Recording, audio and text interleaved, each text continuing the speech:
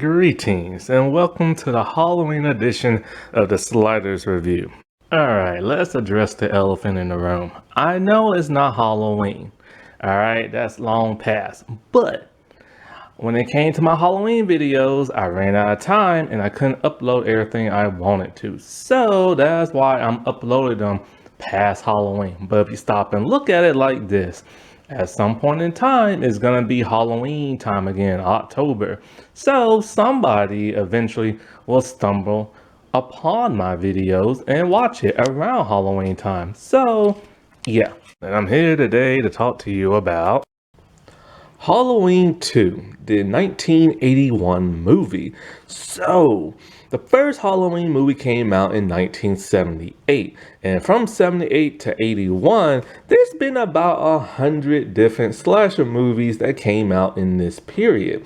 So, people was eating it up around that time.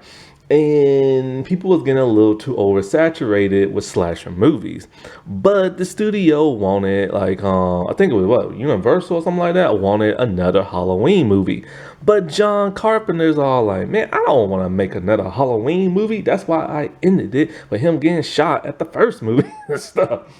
And so he didn't want to come back, but they forced him to come back. And so when he wrote the second movie, supposedly he just got drunk while on his typewriter writing the movie. Now, he also wrote it with Deborah Hill, but it was directed by somebody else. Rosen something. I forget the dude's name. Sorry, dude. But yeah, he directed the second movie. And you know what? I gotta say, I actually enjoyed this movie. I've seen a couple of Halloween movies now because I wanted to know what the big hoopla was about when it came to that of the Halloween movies, because you hear so much about them. The first one I watched was Halloween Kills, and I did not like that. Then I watched the original, and while it was okay, I didn't understand nothing. And I didn't understand why people like the idea of just this, psychopath who's in a mental ward, escapes and goes around killing people and stuff. There's no motive, there's no nothing, and he never says anything. He's literally just the boogeyman who doesn't say nothing. I don't understand why people like that so much. I need motive in everything, I need to know a reason why. That's why I like the Scream movies, because I have a motive and I have a backstory as to why the killers are doing what they're doing. Then after that, I watched I think what was one that Jamie Lee Curtis come back in the new rebooted movies. That's the new trilogy. Was it 2018 or something like that? Or something like that. Then I watched the Rob Zombie first Halloween movie. And I didn't like the one where Jamie Lee Curtis came back in the new trilogy. And I really did not like the Rob Zombie thing. So I just never really been a Halloween fan. But for the most part, this movie was actually pretty okay. It takes off like directly where the first one ends and everything. They had to retcon the ending, and like it don't make no sense. They shot that dude. Dr. Loomis shot that dude 6 times, and he's still alive. Like, come on now. That don't make no sense. And so like. But anyways, I liked how Laurie was traumatized. One of the problems I had with like the rebooted or revised or whatever the heck that movie is, that the new trilogy that just came just recently out. One problem I had with that movie is I didn't understand why Laurie was so traumatized after the events of the first movie and the first movie only.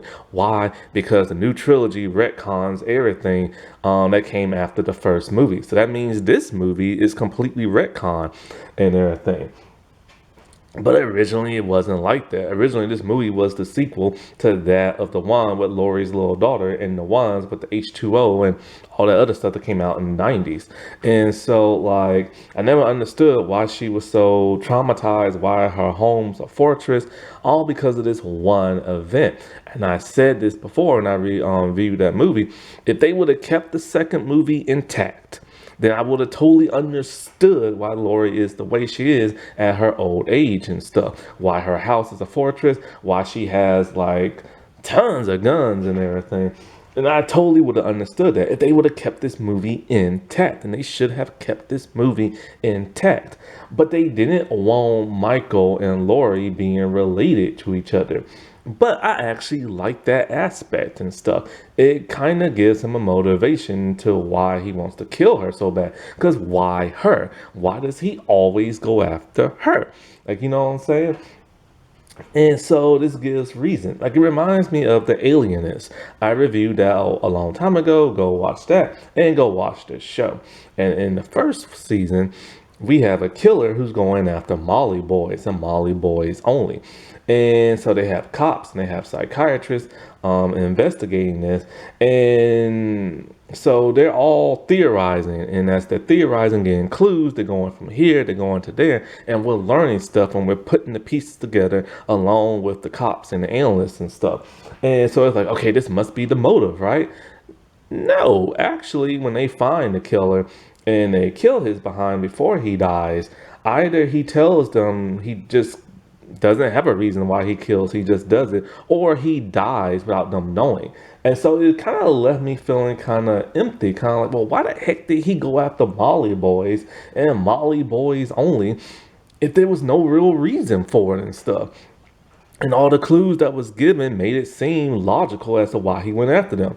So I kind of had that feeling when it comes to Michael Myers and stuff. But Michael Myers is the dude who is literally acts like a zombie, man. He walks like a zombie. You can shoot him over and over and the man will not die. You can burn his body and he will not die. He's like a force of nature and stuff like that. And so I really enjoyed that of Donald Pleasance, I think that's his name, as Dr. Loomis. You know, people have said without him in the newer movies, they just aren't as good. And you know what? He really did bring something to these movies, and they do lack something when they don't have him in there and stuff. They can substitute him from another doctor, but they need to have that same gravitas as, like, you know, Dr. Loomis had. And Dr. Loomis is a very interesting character. He is a psychiatrist who just studies Michael, and like he knows Michael's a very dangerous person and he wants to stop Michael, but he also still wants to study him. But for the most part, he wants to stop him. And the cops are just like your typical horror movie cops, where they're just like dumb. And so, like, he's telling them, like, that one dude, because they wanted him to come back. And, like, the governor made him stop pursuing Michael because Dr. Loomis kind of went kind of a little too vigilante. He has a gun. That one boy that Laurie had a crush on in the first movie, he's dressed up as Michael Myers. But of course, the mask is just William Shatner's face and everything. And it was a Halloween mask, and that's where Michael got his from. And so, like, the dude's wearing that and gets ran over by a cop and gets burnt to death. And so they're all like, you know, you're a little too gun-ho on this and you need to bring your behind back. Well, he doesn't want to come back. And when he thinks he knows where Michael's at, he forces a cop to take him to the hospital and everything. And because Michael's going on like a killing spree and stuff and trying to kill Laurie. And so I really like the edginess of Dr. Loomis. I also like Laurie in this movie now. Before, she was just a regular teen girl, but now I like how she's traumatized. I like how she's in the hospital. She doesn't want to be put to sleep, and she feels that, you know, she overhears them talking about how Michael's body is gone after he got shot 6 times, so she knows he's still around. And while in the hospital, she's smart enough to like evade him and everything. I like how like he pursues her through the corridors of like the hospital, and like, you know, how like the others are trying to like save her and stuff. Jimmy is weird in this movie. Jimmy's a little creepy. Basically, he just falls in love with Laurie at first sight, which is weird, and I don't like that. But if I have to give criticism to this movie, other than it was pointless for that one nurse to be topless and everything, and you can tell those were some 1980s implants, because implants back in those days looked a certain way as they do now. You can tell this was the 80s. Anyway, My main complaint with this movie, I like how it's more gory and everything and bloody, but it would be nice to see him actually kill somebody in a cool way. Um, he doesn't really kill with his butcher knife and everything. He uses other stuff, like a scalpel and everything, which is just kind of odd and weird. Like, how the heck is he gonna stab a woman and pick her up with the scalpel? Like, that just don't make no sense. So I would have preferred his weapon of choice, which is the butcher knife.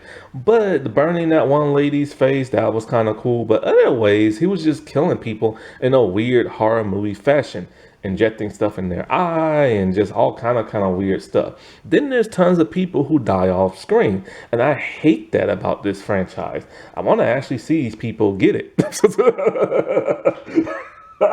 why you watch slasher movies for. And so, but all in all, I did enjoy this movie. I just wish the kills were better and stuff.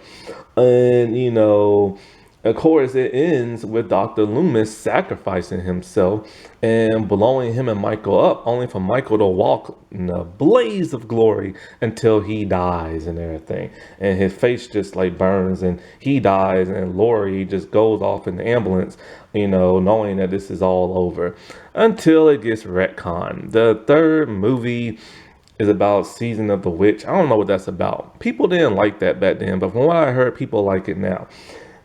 And so they had to find a way to bring back Michael and Dr. Loomis back for the fourth movie, and they did, which kind of cheapens the kill once again at the end of this movie.